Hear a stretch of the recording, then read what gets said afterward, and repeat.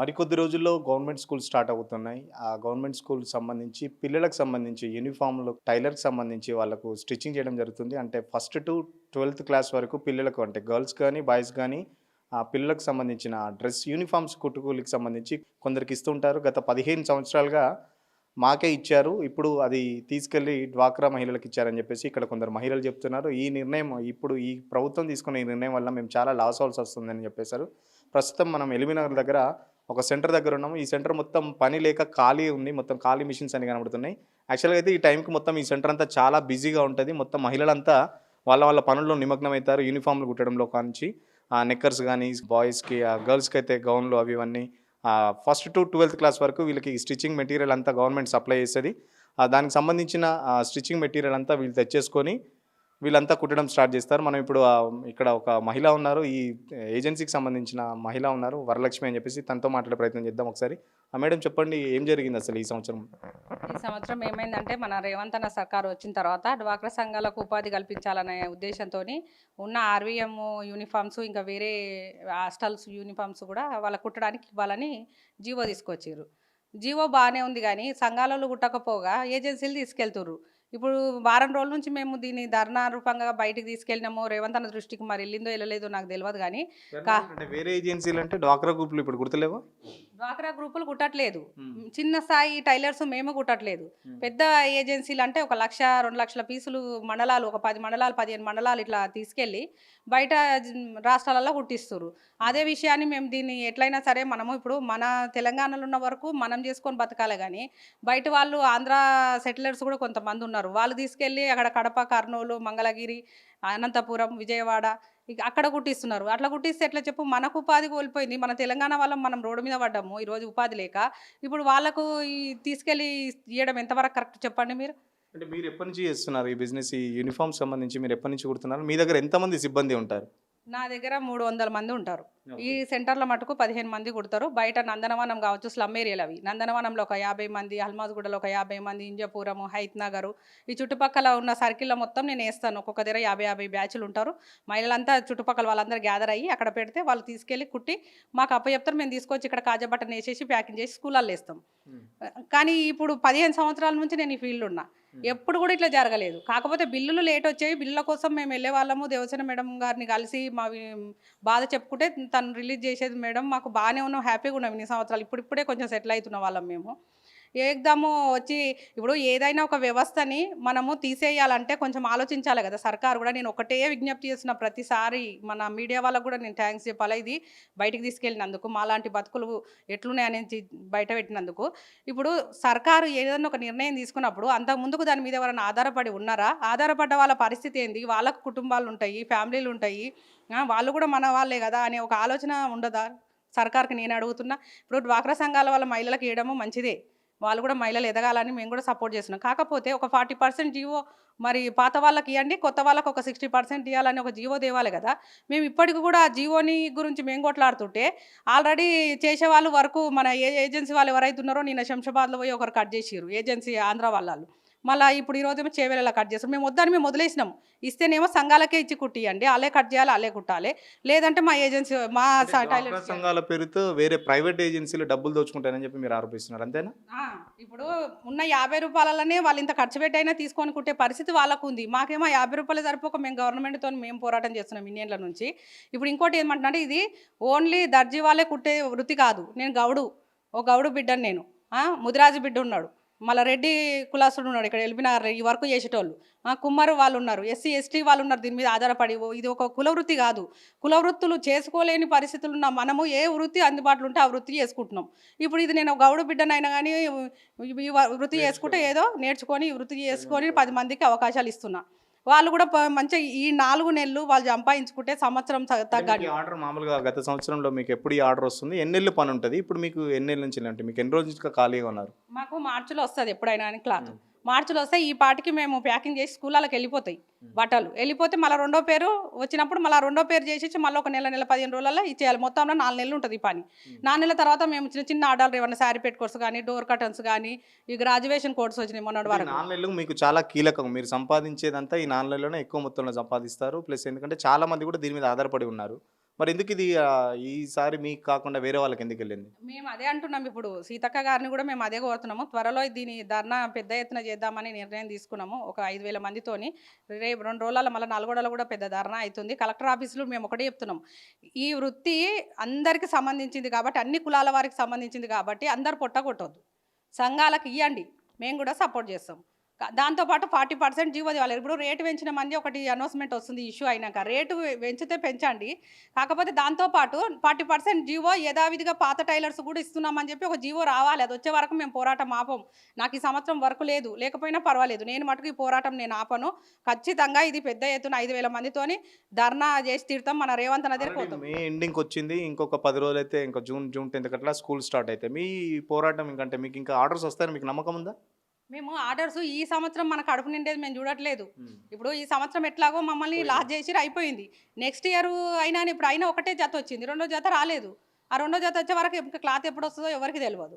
ఆ రెండో జత వచ్చే వరకన్నా మేము జీవో తెచ్చుకొని తీరాలి. లేదంటే అసలు ఈ వర్క్ గురించి మేమైతే చెప్తున్నా 12వ తారీఖు వరకు స్కూళ్ళలో బట్టలు ఓలేవంటే ప్రతి జిల్లా కలెక్టర్ ఆఫీస్ దగ్గర ధర్నాలు చేయడానికి అందరం సిద్ధంగా ఉన్నాం టైలర్స్. ఎందుకంటే మేము అంటే ఒక ఇంతకుముందు విద్యార్థికి సంబంధించి ఎన్ని డ్రెస్సులు ఉంటాయి? ఎన్ని యూనిఫామ్స్ ఉంటాయి? ఎన్ని రకాలు అంటే ఎన్ని ఒక 2 జతలు ఇస్తారా ఒక విద్యార్థికి?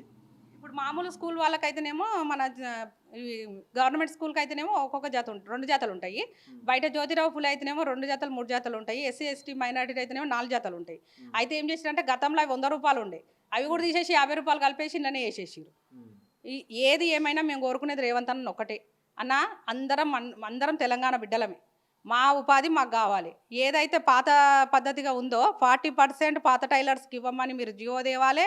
తెస్తేనే యథావిధిగా మేము మూకుంటాం. లేదంటే 5,000 మందితోని కంపల్సరీ సీఎం ఇల్లు ముట్టడించడానికి మేము అందరం మీరు మాట్లాడుకుంటున్నాం. మన ఆఫీసర్‌ని కలిసారా? శ్రీదేవసేన మేడం అన్నారు ఇంతకుముందు అంటే లాస్ట్ టైమ్ ఆమె ఉన్నారు. ఇప్పుడు మీరు విద్యాశాఖకు సంబంధించి ఎవరైనా హైయర్ ఆఫీసర్స్‌ని కలిసే ప్రయత్నం చేశారా? చేసినాము. ఇప్పుడు ఇది మాకు ఫస్ట్ దేవసేన మేడంని కలిస్తే మా చేతులు ఏం లేదు, ఇది హెడ్ అక్కడి నుంచి వచ్చింది సీఎం రేవంత్ అన్న నుంచి అంటే సీతక్క దగ్గరికి పోయినాం. పోయి అక్క మరి ఎట్లా, మరి మా పరిస్థితి కూడా ఆలోచించాలి కదా, ఇప్పుడు మరి రేవంత్ అన్న చేసిండు కదా, మరి పంచాయతీరాజ్ మీ శాఖనే కదా, మరి మాకు కూడా ఏమన్నా కనీసం ఆర్వీఎం వదిలేయండి, జ్యోతిరావుపులే ఎస్సీ ఎస్టీ ఎక్కువ రేటు ఉంటాయి కాబట్టి అవి గుట్టియండి అంటే సరే అన్నారు అక్క కూడా ఫస్ట్. తర్వాత మళ్ళీ ఏమైందో నా చేతులు ఏం లేదు, రేవంత్ అన్న చేసిండు, రేవంత్ అన్న చేతులనే ఉందనంటే మళ్ళీ రేవంత్ అన్న ఇంటికి కూడా వెళ్ళినాం. వెళ్ళి లెటర్ ఇవ్వడం జరిగింది వాళ్ళ పిఏకి, మాకు కూడా చూడండి 40% అన్న మాకు వదిలిపెట్టండి, మేము కూడా బతకాలి కదా. ఇప్పుడు ఈరోజు మేము పోయి బట్టలు ఇవ్వమని అడిగితే ఏమంటారు, మీకు ఇచ్చేది లేదు డ్వాక్రా సంఘాలకి ఇవ్వాలంటారు. అదే నడవండి, అట్లా జరగట్లేదు. మళ్ళీ వేరే యూనిట్ వాళ్ళు ఎట్లా తెచ్చుకుంటారు బట్టలు మాకు అర్థం కావట్లేదు. ఇప్పుడు వేరే పెద్ద పెద్ద ఏజెన్సీ వాళ్ళు తెచ్చుకొని లక్షల పీసులు తెచ్చుకొని ఇళ్ళలో పెట్టుకోరు. అందుకే మేము ఏమంటున్నాం అంటే ఇచ్చిర్రు బట్టలు ఇచ్చిర్రు, మీ విజిట్ చేస్తారు అని చెప్తారు కదా కలెక్టర్లు. మేము ప్రతి 12వ తారీఖు వరకు స్కూళ్ళలో బట్టలు లేకపోతే స్కూల్ తిరుగుతాము. ప్రతి కలెక్టర్ ఆఫీస్ దగ్గర ఎక్కడోళ్ళు అక్కడ ధర్నా చేస్తారు. ఇదైతే కన్ఫామ్. ఎందుకంటే మా పొట్ట కొట్టినప్పుడు మేము ఎందుకు కుట్టము? ఇప్పుడు మేము మంచి కుట్టమని చెప్పి డ్వాక్రా సంఘాలకు ఇచ్చారు, డ్వాక్రా సంఘాలు కుట్టాలని అన్నారు కదా, మరి డ్వాక్రా సంఘాలు కుట్టినప్పుడు ఇన్ టైంలో వెళ్ళాలి బట్టలు. చెప్తున్నా కదా 12వ తారీఖు స్కూల్ ఓపెన్ అయ్యేసరికి స్కూల్లో బట్టలు ఉండాలి. లేని పక్షంలో ప్రతి స్కూల్ దగ్గర బట్టలు వచ్చినాయా లేదా కనుక్కొని మరి జిల్లా కలెక్టర్ ఆఫీసుల దగ్గర ధర్నా చేయడం మటుకు ఖాయం. మీకు ఒక డ్రెస్‌కి సంబంధించి గవర్నమెంట్ ఎంత పే చేస్తది? మీకంటే మీకు బిల్ గాని, అది గాని ఎప్పుడు రిలీజ్ అయితాయి? మీరు 4 నెలలు పనిచేస్తే మీకు కుట్టిన తర్వాత మీ బిల్స్ ఎప్పుడు మీకు రీపే చేస్తారు? ఎప్పుడు అదంతా? మేము పోయిన సంవత్సరం కుడితే మొన్న మార్చ్ ఎండింగ్లో వచ్చినాయి. 3 రోజులు టైం ఇచ్చారు. 3 రోజులు టైం ఇచ్చి బ్యాంకులు 2 రోజులు హాలిడేస్ అట్లా ఉన్నా కానీ మార్చ్ ఎండింగ్ 26 తారీఖు నుంచి స్టార్ట్ చేస్తే మధ్యలో గ్యాప్ ఉన్నా కానీ వేసిరు. కొంతమంది అమౌంట్ కూడా వెళ్ళిపోయింది. ఒక్కొక్కరి 3 లక్షలు, 1,80,000, 2 లక్షలు అట్లా వెళ్ళిపోయిన వాళ్ళు కూడా ఉన్నాం. ఇప్పుడు మేము బిల్లు మళ్ళీ వచ్చేది మళ్ళీ రిటర్న్ వెళ్ళిపోయింది. అప్పటి వరకే చేసుకోవాలి 31st వరకే, లేకపోతే అమౌంట్ వెళ్ళిపోతుంది అన్నారు. కొంతమంది హెచ్ఎంలు చేసిర్రు, కొంతమంది చేయలేరు. చేసినా కానీ కొంతమంది ప్రాబ్లం ఉండి రాకపోయేసరికి రిటర్న్ వెళ్ళిపోయింది అమౌంట్. ఇప్పుడు ఆ అమౌంట్ దిక్కే లేదు. ఫస్ట్ దీని మీదనే పడ్డారు. ఇక మళ్ళీ ఇట్లాంటి పరిస్థితులను కూడా ఎదుర్కొని ఇన్ని సంవత్సరాలు బిల్లులు రాకపోయినా లేట్ వచ్చినా అన్ని తట్టుకొని మాకు వేరే ఆప్షన్ లేదు కదా. ఇప్పుడు మన ఊళ్ళో అయితేనే వ్యవసాయం పనుకోతాం, హైదరాబాద్లో ఏం పనుకోతాం చెప్పండి? ఏమైనా పనుకోతామా? ఈ ఉన్న వృత్తి చేసుకుంటే నా మీద ఆధారపడి కొంతమంది ఈరోజు చూడండి అందరు పనులకి వెళ్ళిపోయారు. ఇళ్ళల్లో పనులు చేసుకోవాలన్నా ఏం పనులు చేసుకోవాలని ఏడుస్తూ ఉన్నారు ఘోర అంటే. ఇప్పుడు ఇక్కడ 4 నెలలు పని చేసినా కానీ ఒక్కొక్కరు ఎంత లేదన్నా రోజు 1000 రూపాయలు సంపాదించే వాళ్ళు ఉన్నారు, 600 సంపాదించే వాళ్ళు, 300 సంపాదించే వాళ్ళు, ఏం చేతగాని వాళ్ళు అయితే 200 కూడా సంపాదిస్తారు. అట్లాంటి వాళ్ళకు పొట్టగొట్టినట్టే కదా ఈ 4 నెలలు సంపాదించింది బయటకు పోయే బదులు వాళ్ళకి ఇన్ననే గడిచిపోతాయి. నెలకు 5,000 లెక్క అనే వేసుకుంటారు వాళ్ళు. అక్క మేము ఈ 4 నెలలు సంపాదిస్తే మిగతా టైంలో ఏమన్నా వస్తే చిన్న చిన్నవి కుట్టుకుంటాం మేము. ఇవి సారి పెట్టుకోట్లు కానీ నైటీలు కానీ ఏదైనా వర్క్ నడుస్తుంటుంది, అది నడిచినప్పుడు చిల్లర ఖర్చులు ఇవైతే పెద్ద అమౌంట్ వస్తుంది వాళ్ళకు. ఇప్పుడే వర్క్ ఇవ్వకపోతే మీరు తీసుకుపోయి ఎవరికో పక్క రాష్ట్రాలకు అప్పచెప్తే ఇది న్యాయం కాదు. ఖచ్చితంగా దీని మీద ఎంక్వైరీ కమిషనర్ వేయాలి. ఎందుకంటే ఇప్పుడు బట్టలు లేనే లేదు మన దగ్గర. ఏడగొడుతురు, ఇన్ని లక్షల పీసులు ఏడగొడుతురు. ఇప్పుడు మేము మా ఏజెన్సీలు అన్నీ మూతపడ్డాయి. కావాలంటే ఎల్బీ నగర్నే 10 ఏజెన్సీలు మూతపడ్డాయి, చిన్న చిన్న. మీలాంటి ఇప్పుడు ఈ టైలర్కి సంబంధించి మీరు మొత్తం ఎంతమంది ఉంటారు రాష్ట్ర వ్యాప్తంగా? 33 జిల్లాలలో 2 లక్షల మంది ఉన్నాం. 2 లక్షల మంది మేముంటే 1 కోటి మంది సంఘాల వాళ్ళు ఉన్నారు. వాళ్ళని ఆలోచించాలన్నా మీ గురించి ఆలోచించాలన్నా అన్నారు. అప్పుడు ఆ 1 కోటి మంది ఏరి ఏడగొడుతురు. మేము అడిగేది అదే, 1 కోటి మంది ఏరి ఏడగొడుతురు. ఇప్పుడు కనబడాలి కదా, ఇప్పుడు కళ్ళకి కనబడాలి కదా, దాచిపెట్టేది కాదు కదా. బట్టలు కుడుతుంటే ఇప్పుడు పలానా ఒక మిషన్ వేసుకొని కుడితే కంపల్సరీ కనబడుతుంది. ఏ ఏరియాలో కుడుతురు, ఏ జిల్లాలో కుడుతురు, ఏ ఊర్లో కుడుతురు, ఏ మండలంలో. ఎంక్వైరీ చేస్తారా డ్వాక్రా సంఘాల వాళ్ళని? కానీ మీకు కూడా పరిచయాలు ఉంటాయి డ్వాక్రా సంఘాలతోని, వాళ్ళకి ఏమైనా ఆర్డర్స్ వచ్చాయని చెప్పేసి మీరు ఏమైనా ఎంక్వైరీ చేశారు వాళ్ళని? చేసినాము, చేస్తే అదే చెప్తారు. మాకే ఫోన్లు వచ్చినాయి కదా సొంతంగా మండలాల నుంచి. ఫోన్లు చేసి మరి మీరు కట్ చేయండి, కట్ చేస్తే వాళ్ళు గుట్టకుంటే మీకే ఇచ్చేస్తాము, కటింగ్ అయితే రారంటే మేము రానన్నాము. ఇస్తేనేమో మాకు ఇవ్వండి మొత్తము, లేకపోతే మీరు కట్ చేసి వాళ్ళతో కుట్టియండి, వాళ్ళు నేర్చుకుంటారు. ఏముంది, 1 సంవత్సరం అయితే నేర్చుకుంటారు కదా సార్ అని మేము చెప్తున్నాం. మనతో పాటు ఇక్కడ పనిచేసే మహిళలు కూడా ఉన్నారు, వాళ్ళని అడిగి తెలుసుకుందాం. చెప్పండి అమ్మా, మీరు రోజుకి ఎన్ని కుడతారు? ఇప్పుడు మీరు ఎన్ని రోజుల నుంచి పని లేక ఇక్కడ ఉన్నారు? చాలా ఈ సంవత్సరమే లేదు, పోయినసారి అంతా కుట్టుకున్నాం, అంతకు ముందు కుట్టినాం. మీకు మామూలుగా అంతమంది కుడితే ఎంత వచ్చేది మేడం? మీకు ఎంత ఇచ్చేది? ఎన్ని డ్రెస్సులు కుట్టేవాళ్ళు మీరు? ఈ 4 నెలలకు సంబంధించి ఎంత సంపాదించుకునే వాళ్ళు? కట్టేసుకుంటే 2 రోజులు 3 రోజులలో కుట్టుకుంటాం. ఒక రోజు 100 కట్ట వేసుకుంటాం. 100 కట్టకు ఒక 2 రోజులలో 3 రోజులలో కుట్టేసుకుంటాం. మాకు వీళ్ళని బట్టి ఎంత వచ్చేది మీకు ఆదాయం? అంటే ఒక రోజుకు 3 రోజులు 300-400 కుట్టేసుకుంటాం. ఇప్పుడు ఎక్కడికి వెళ్తారు మరి? పని లేదు కదా, మీరు ఎక్కడికైనా వెళ్తారా? వేరే పని ఇప్పుడు ఎటు వెళ్ళలేని పరిస్థితి, బయటికి వెళ్ళడం కుదరదు. రూమ్ కిరాయిలకు దానికి చాలా ఇబ్బంది.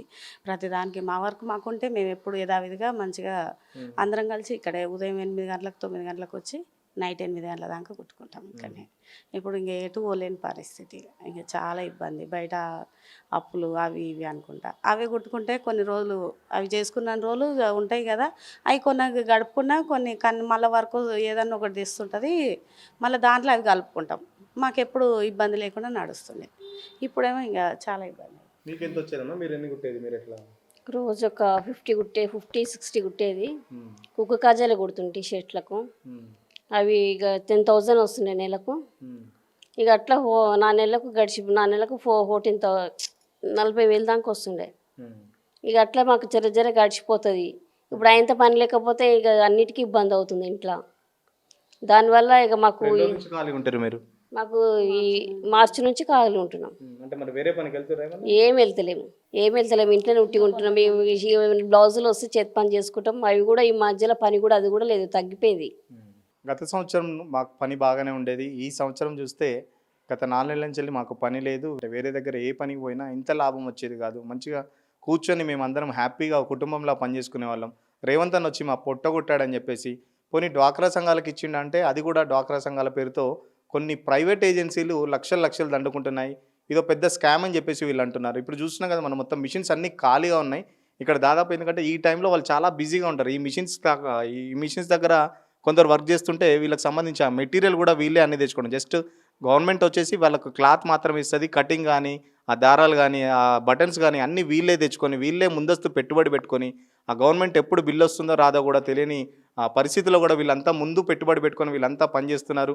గత 15 సంవత్సరాలుగా ఇదే నమ్ముకొని మేము బతుకుతున్నాం. ఈ ప్రభుత్వం వచ్చాక మమ్మల్ని రోడ్డున పడేసింది. కనీసం ఇప్పటికైనా ఆలోచించి, ఈసారి ఎట్లాగూ పోయింది, ఈసారి ఎట్లాగూ ఛాన్స్ లేదు మాకు, కనీసం నెక్స్ట్ ఇయర్ అన్నా మాకు కనీసం ఒక 40-50% షేర్ మాకు పాత వాళ్ళకి ఇస్తే బాగుంటుంది అని చెప్పేసి ఇక్కడ మహిళలు వాపోతున్నారు. లేకపోతే మా పరిస్థితి చాలా ఘోరంగా తయారవుతుంది. ఎందుకంటే బయట పనులు కూడా లేవు. ఒకవైపు ఎండలు, బయటికి వెళ్ళి వేరే పని చేసుకునేటట్టు కూడా లేదు ఎండలతోని. ఎందుకంటే ఇక్కడ వచ్చినంత లాభం కానీ బయట వేరే పనుల్లో కూడా ఉండదు. వేరే పనులలో కూడా చాలా తక్కువ జీతాలు ఇస్తున్నారని చెప్పేసి ఇక్కడ మహిళలు వాపోతున్నారు. కెమెరా పర్సన్ మహేష్తో సురేష్, సిగ్నల్ టీవీ, హైదరాబాద్.